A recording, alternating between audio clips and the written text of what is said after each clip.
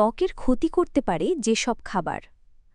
আমরা অনেকেই জানি না যে আমাদের দৈনন্দিন খাবারের মধ্যেই লুকিয়ে থাকতে পারে ত্বকের সমস্যার মূল কারণ।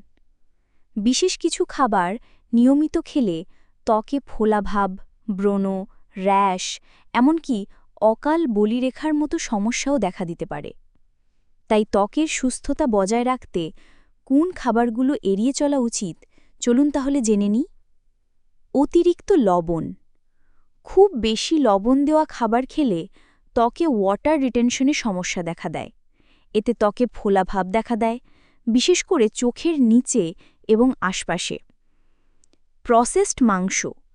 তিনজাত বা প্যাকেটজাত প্রক্রিয়াকরণ মাংসে থাকে অতিরিক্ত লবণ এবং সংরক্ষণকারী রাসায়নিক।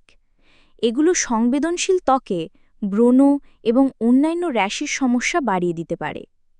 তেলে ভাজা ও অতিরিক্ত তেল মশলাযুক্ত খাবার। এ ধরনের খাবার শুধু শরীরের জন্য নয়, ত্বকের জন্য খুব ক্ষতিকর। নিয়মিত খেলে ত্বকে ব্রণ বেড়ে যেতে পারে এবং র্যাশ বা চুলকানির মতো সমস্যাও দেখা দিতে পারে। দুধ ও দুগ্ধজাত খাবার। অনেকের শরীর ল্যাকটোজ হজম করতে পারে না।